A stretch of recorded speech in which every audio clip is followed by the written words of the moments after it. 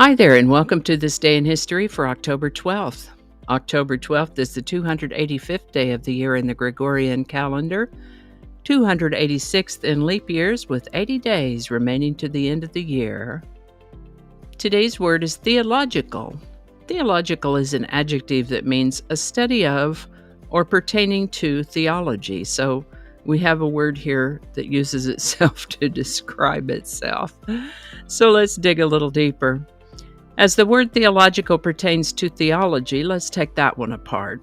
The word theology comes to us through Latin, Greek before that, originally from a Proto-Indo-European root, theos, that has to do with religious concepts, and logos, that has to do with study or the study of. Whenever you see a word ending with logi, that means it's the study of whatever the first part of the word is. So theology is the study of religious concepts, and theological means pertaining to theology, having to do with the study of religious concepts. First known use of the word theological is in the 1400s, theological. And with that, October 12th, 1492 is the day that Christopher Columbus and his crew made landfall in the Bahamas. This was the first of 4 trips he would make to what would come to be known as the New World. Knowledge of this New World led to a time we could think of as the Age of Discovery. Colonization of the Americas followed, of course, and transatlantic trade after that, and this time sometimes is thought of as the beginning of the modern era. Really, though, when you think about it, Columbus was looking for an alternate route to Asia, which is where he thought he was when he landed. That was in 1492, and by 1501, merchant and explorer Amerigo Vespucci recognized that these were separate continents. A couple of booklets were published under his name, in which he gave colorful descriptions of his voyages to the New World, and this inspired mapmaker Martin Waldseemüller to label his maps with the Latinized form of Amerigo Vespucci's name, America. Other map makers followed suit, and before you knew it, here we were with North and South America. Interestingly, it is unclear as to whether Amerigo Vespucci was ever even aware that the continents of the New World had been in effect named after him. Today's story, though, is about Columbus making landfall. There he was, trying to find an alternate route to Asia, in which he actually failed. Not to worry, though, the search for a westward route to Asia would be completed in 1521 by Magellan and his bunch, who also completed the first recorded circumnavigation of the globe. But that's another story for another day. Today's story is about Columbus and the day that he and his crew landed in the Bahamas, discovering America.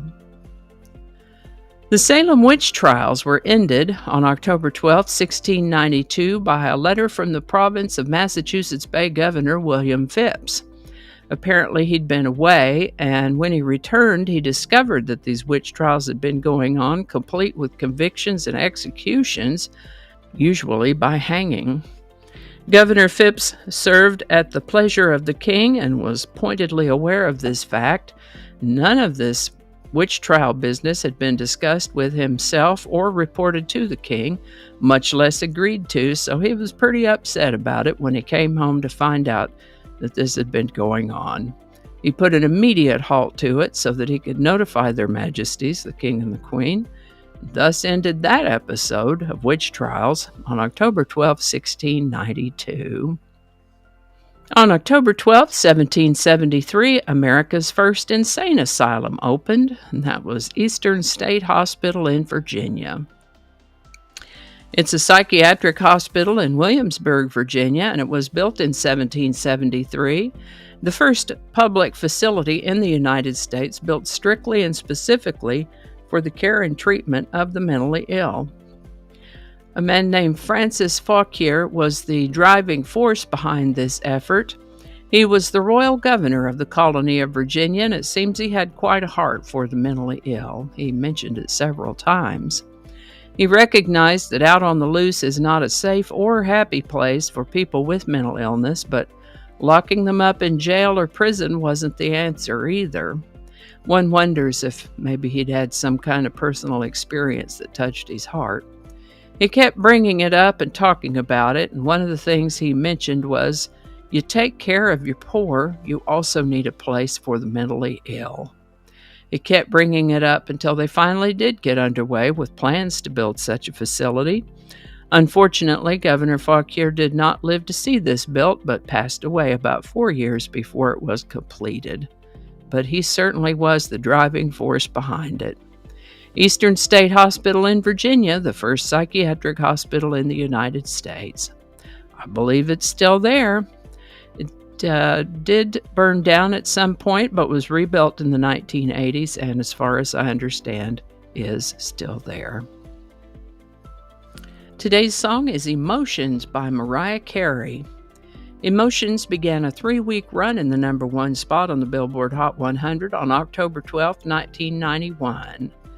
In this song, you can hear the influences of gospel, R&B, and disco, which also features the whistle register of Miss Carey's voice. Emotions was her 5th consecutive #1 song in the United States. Interestingly, she was the first and so far only musical artist whose first 5 singles topped the chart. Emotions by Mariah Carey, #1 October 12, 1991. Link in the description. And I think that's going to do it for us today. Thank you so much for watching. Consider subscribing if you haven't already. Feel free to share this video with the link in your email, messaging, or social media. If you enjoy this series, you can check out the playlist that contains these videos. I'll put a link to that in the description. That description lives on YouTube, so for other platforms, I'll include a link to my blog page called No Really. You can also find me on Rumble, BitChute, and Odyssey. All those links in that description. Alrighty, that's all I can think of right now. Thanks again, and I'll see you next time. Alrighty, back to work. I think we got it this time.